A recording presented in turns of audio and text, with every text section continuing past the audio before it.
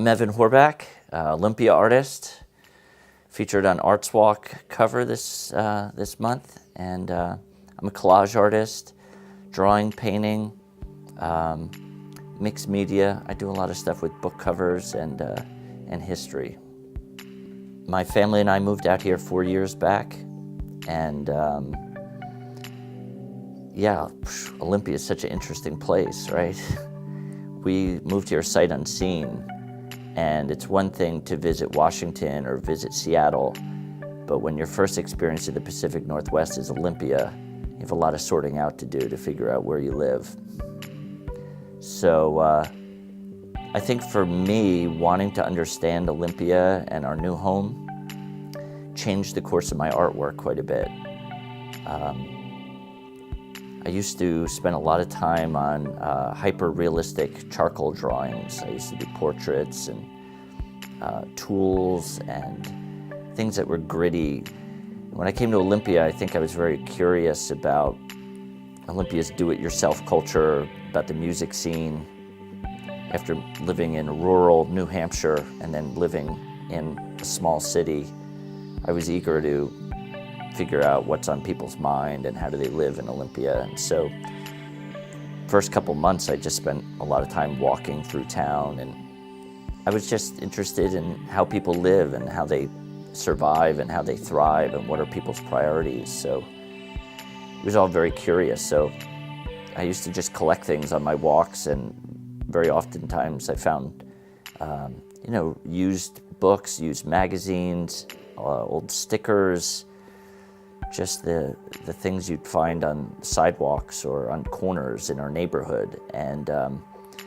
And so that had me exploring, I think, a little bit more just print media in my work. So that led me on a path of really getting into collage and exploring that.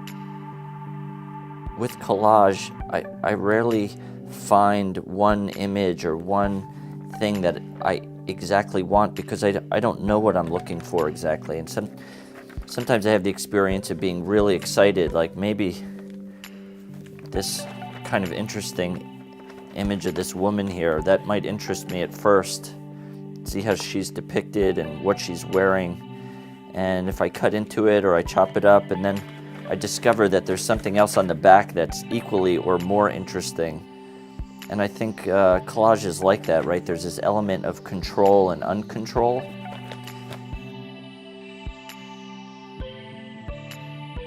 A lot of my imagery for collage used to be culturally specific, and I used to order it online and get it shipped from overseas. And that's cool. It could happen sometimes for me, still happens sometimes, but to be able to get things locally, I think it's sustainable.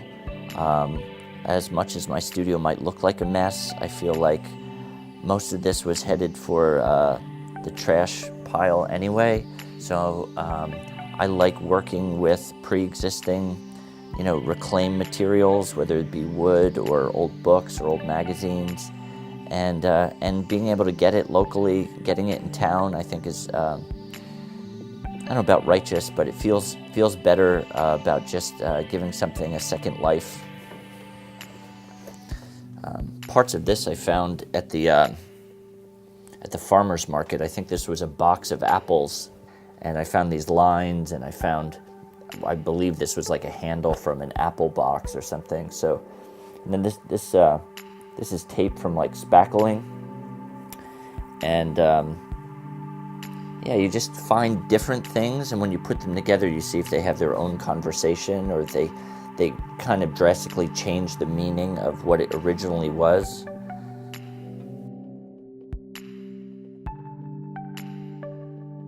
So when you talk about early influences, I think of, growing up in education. And my father was my art teacher through elementary school. And he was a Pratt graduate, and he studied advertising. So when he was a graduate, you can imagine him entering into the art world of advertising in New York City. And so the influence, I think, of graphics is there in my work. Graphic design, layout, lettering.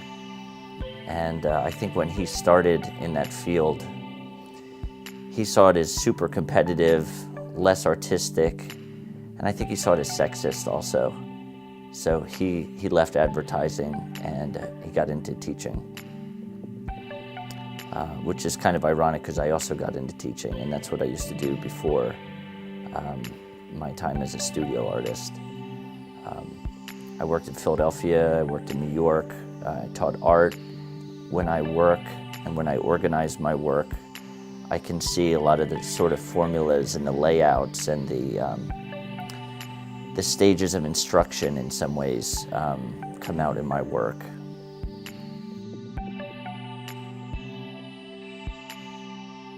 I think for a long time I thought the meaning of my work was about exploring identity and about marginality and looking at social issues. And those things are all there. I think Olympia is a very progressive and very reflective place to think about those things because they're on everybody's mind, I think.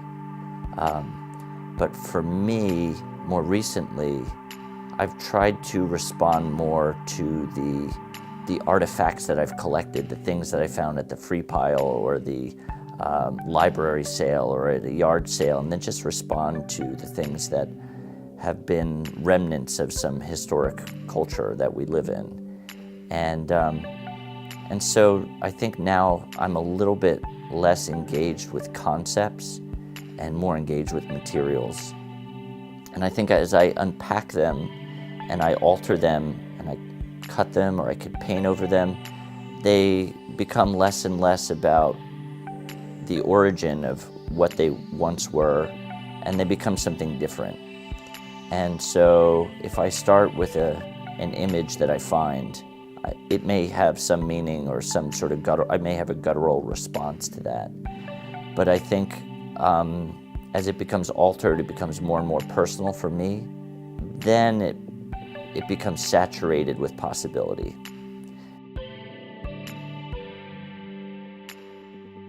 I did spend a lot of years studying in ashrams and practicing meditation and getting up at 4 in.the morning for 5 straight years.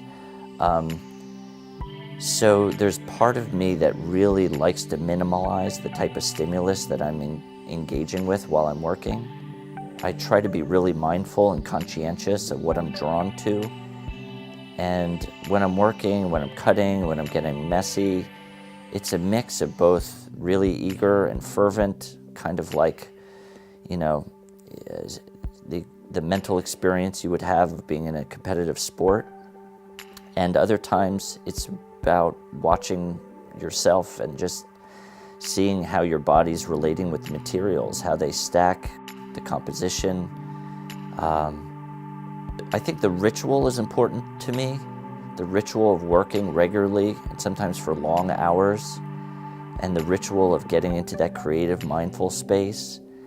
And the circumstances can change, but I think being in that creative space definitely for me is a type of meditation, it's a type of meaning making. And if it turns out to be some, you know, inadvertent commentary on someone else or someone else's life or narrative, something that we can share, all the better.